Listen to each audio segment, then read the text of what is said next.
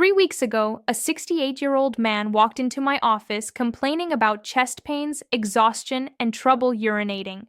What he didn't tell me until 40 minutes into our consultation nearly made me drop my pen. This successful businessman, grandfather of 5, had been doing something in his bathroom every single morning that was slowly destroying his cardiovascular system, damaging his prostate, and killing his ability to feel pleasure. And he had absolutely no idea. I'm Dr. Natalia Parker, and I'm going to explain this clearly. Here's what terrifies me. Robert, let's call him that, wasn't doing anything illegal, nothing immoral, nothing society would judge him for. He was simply masturbating.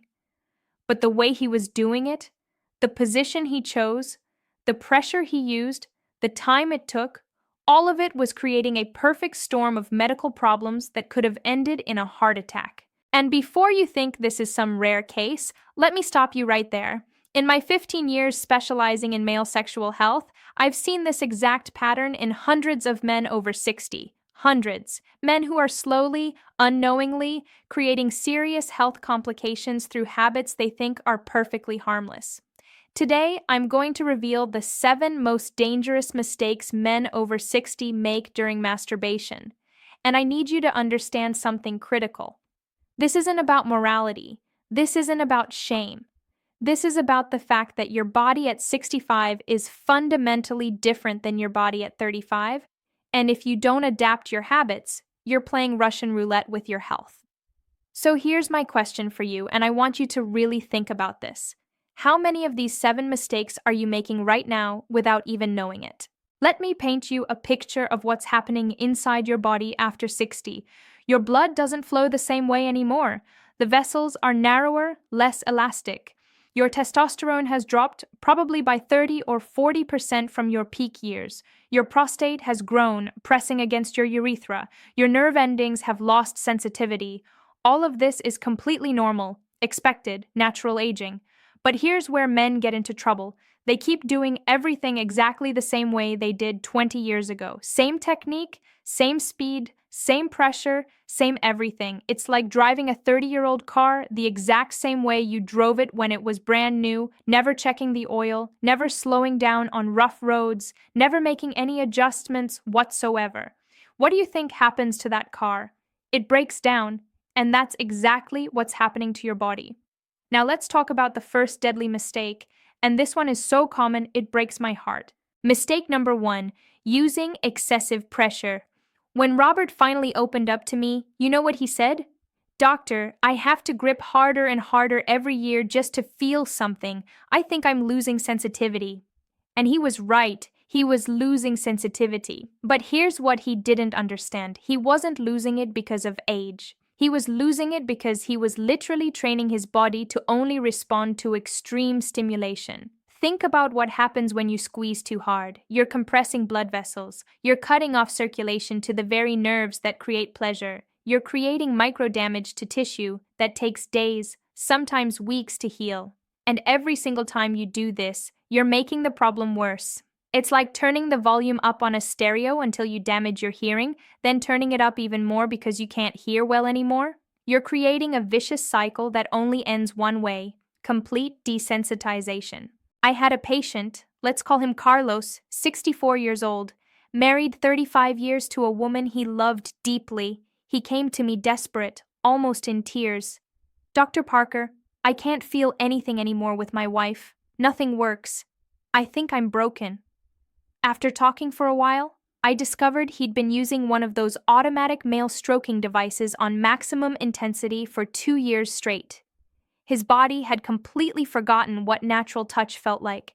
It took 4 months of retraining, 4 months of frustration, 4 months of marital tension before he could feel pleasure normally again. 4 months of his life he'll never get back. And here's the part that keeps me up at night. That damage might be permanent for some men. Not everyone recovers fully. Some men cross a line they can't come back from. Are you crossing that line right now? Mistake number 2. Doing it in the bathroom. I know what you're thinking.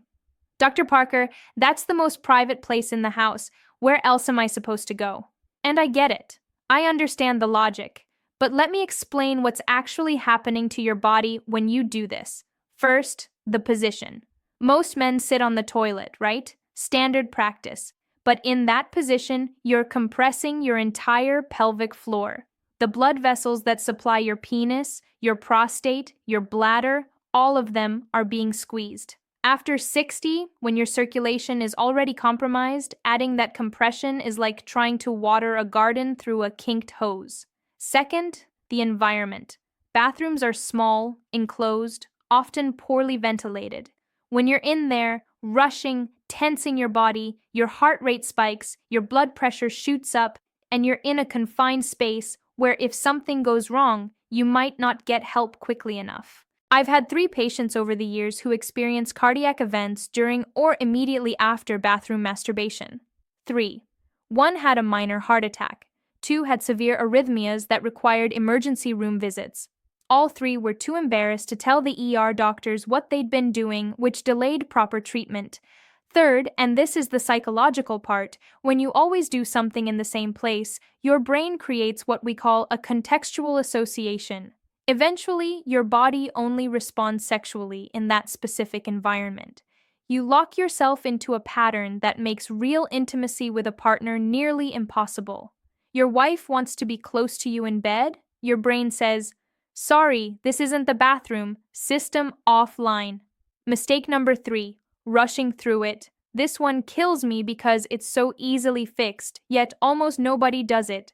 Do you know what the average time is for men over 60 from start to finish? 3 minutes, sometimes less. 3 minutes. Your body needs time. Your cardiovascular system needs to gradually prepare for the increased heart rate, the elevated blood pressure, the rush of blood to the pelvic region. When you rush, you're forcing your heart to go from resting to sprinting without any warm-up. Imagine running a 100-meter dash without stretching, without any preparation, just cold muscles, boom, full speed. What happens? You pull something, you injure yourself. Maybe not today, maybe not tomorrow, but eventually you pay the price. Beyond the physical danger, rushing means you're completely focused on the destination, not the journey. You're treating it like a race to the finish line. Release and done.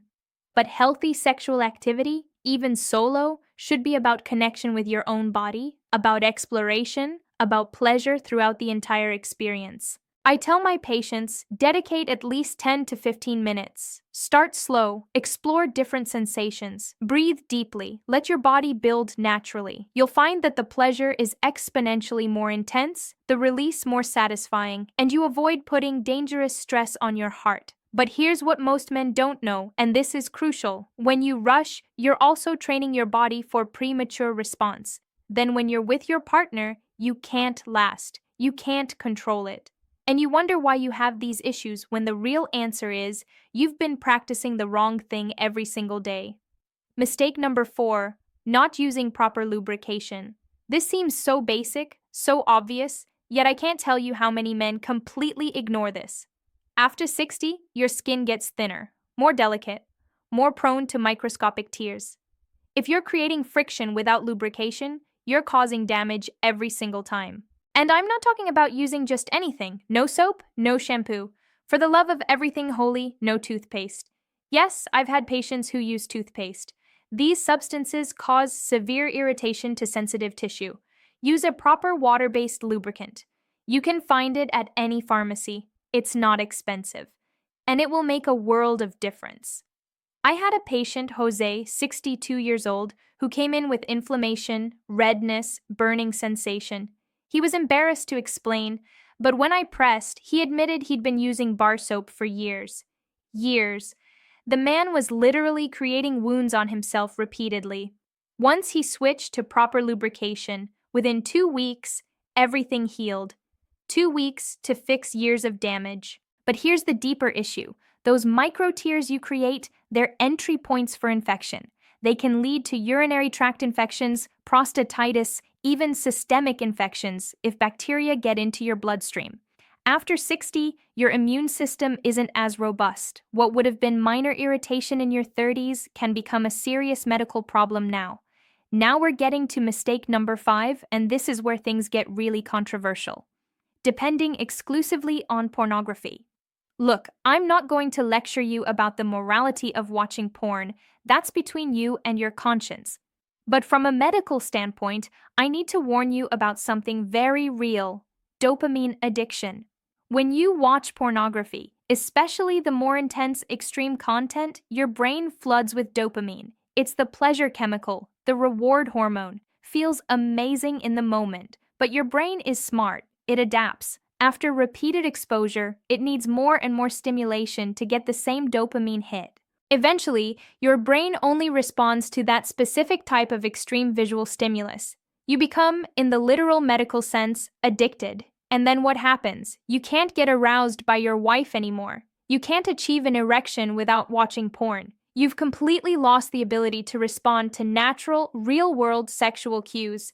I've treated dozens of men in this exact situation, and let me tell you, the recovery process is brutal. Absolutely brutal. There's a Brazilian study published just last year showing that men over 60 who consume pornography daily have three times the rate of erectile dysfunction compared to men who don't consume it or consume it occasionally. If you recognize yourself in this pattern, here's what I recommend. Try a complete detox. Go 30 days without any pornography whatsoever. The first week will be hell. Your brain will scream at you. You'll feel irritable, restless, anxious. But if you push through, something incredible happens around day 21. Your sensitivity starts returning. You begin to feel arousal from normal, natural things again. A touch, a smile, real human connection. And there's another aspect to pornography that destroys men's sexual health: unrealistic expectations. Those bodies, those performances, that stamina, none of it is real. It's actors with preparation, editing, pharmaceutical enhancement, and sometimes even prosthetics. When you compare your real life to that fantasy, you create crushing anxiety that makes real sexual performance impossible. Mistake number 6, and this one is probably the most controversial of all: overusing intense sex toys. Some of you use automatic male strokers, devices with vibration, suction, automated movement. And listen, using these occasionally isn't necessarily a problem. The problem is when you use them constantly, every single day, at maximum intensity. You know what happens? The same thing as excessive manual pressure, but worse. These devices create such intense artificial stimulation that your brain and body become completely dependent on them. When you try to have actual sex with your partner, you feel nothing. A human body can't vibrate, can't create that suction, can't provide that overwhelming pressure. And then you think something's wrong with you or with her, when actually the problem is that you've desensitized yourself to anything natural. I had a particularly heartbreaking case. Marcus, 66 years old, bought a top-of-the-line device, one of those expensive ones, used it every single day for 6 months. Then one day he realized he couldn't feel anything with his wife anymore. Nothing, zero sensation during actual intercourse. He was devastated. His marriage was falling apart. His wife felt rejected, unwanted, confused. It took 4 months without the device, 4 months of sensitivity, retraining exercises, before he could feel pleasure naturally again. If you use these devices, here's my rule: maximum twice per week. And never, ever use the highest intensity setting. Start low and stay low. Your body needs to maintain responsiveness to natural stimulation. Because here's the thing nobody tells you: that desensitization might not be reversible. Some men lose sensitivity permanently. Is that really worth it? Mistake number 7, not balancing with real intimacy. This is absolutely critical, and it's the one most men completely overlook. Masturbation is healthy, it's normal, it's a natural part of sexuality at any age, but it cannot replace genuine, intimate connection with another person. I see too many men who masturbate daily, sometimes twice daily, but go weeks without any intimacy with their wives. Then when their wife expresses desire, they say they're not in the mood, they're tired, they're having erectile difficulties. That's not true. The problem is you're spending all your sexual energy alone. After 60, recovery time increases dramatically. If you orgasm in the morning by yourself, when your wife wants connection that evening, Your body literally cannot respond the same way. It's physiological. You can't trick biology. But there's also the emotional component. Sex with another person involves connection, vulnerability, communication, shared pleasure. It's fundamentally different from solo activity. When you consistently prioritize masturbation over partnered intimacy, you're losing something precious: human connection. I had a patient's wife come to me in tears. She discovered her 65-year-old husband was masturbating daily in secret, but they hadn't had sex in 2 months. She felt rejected, ugly, undesirable, completely worthless. When I spoke with him, I realized he'd created an addictive routine where masturbation was just easier, quicker, no performance anxiety, no need to worry about satisfying his partner, but it was destroying his marriage. The guidance I gave him transformed everything. If you're in a relationship, intimacy with your partner must come first. Masturbation is supplement, not replacement. He started reserving his sexual energy for shared moments with his wife. When he genuinely needed release otherwise, then he'd masturbate. Their marriage improved dramatically, her self-esteem returned, and he discovered that shared pleasure is infinitely more satisfying than anything he'd experienced alone. Now, before I give you the final recommendations, I need to say something important. None of these mistakes come from stupidity or ignorance. They happen because nobody ever taught you differently. Nobody explained how your body changes after 60. Nobody prepared you to adapt your sexual life to this new phase. And you know what? That's not your fault. Society has created this massive taboo around sexuality in older adults. People assume that after 60, you don't have sexual desire anymore, you don't need intimacy, you don't require guidance. But that's complete nonsense. Sexuality has no age limit. Desire has no expiration date.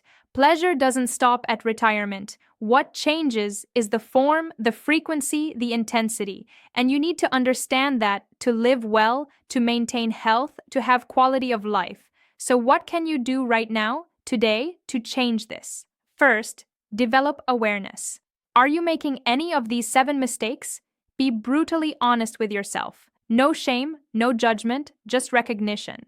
Second, make small changes. You don't need to overhaul everything overnight. Start with one thing. Use proper lubrication. Change locations. Reduce pornography consumption. One step at a time. Third, talk to your partner if you have one. Be honest, open, vulnerable. She'll appreciate frank conversation infinitely more than living in uncertainty, wondering if the problem is her. Fourth, seek professional help if needed. If you realize you can't change alone, if you're dealing with pornography addiction, if you have serious sexual health issues, see a urologist or sex therapist. There's zero shame in that. And look, one last thing I need you to understand clearly. Your body still works. Your desire still exists. Your capacity for pleasure is still there. You just need to respect the natural changes that come with age and adapt your habits accordingly. I've seen men at 70, 75, even 80 years old completely restore their sexual lives after making these changes. Men who thought everything was lost, that it was just aging, that nothing could be done. And it's not true. There's absolutely a solution. Your body deserves respect, deserves care, deserves attention. Replace shame with curiosity. Replace fear with knowledge. Replace rush with patience. And you'll discover that sexual life after 60 can be just as good, sometimes even better than before. If this information helped you in any way, if you recognized yourself in any of these 7 mistakes, leave a comment below letting me know which one you've been making. No judgment, you're not alone. Thousands of men are in the exact same situation, and if you have a friend, brother, or father who could benefit from this information, share this video with them. Sometimes we all need a little push to start taking better care of our health. I'm Dr. Natalia Parker, and I'll always be here bringing you quality information without taboo, without judgment, to help you live better. Take care of yourself, and I'll see you in the next video.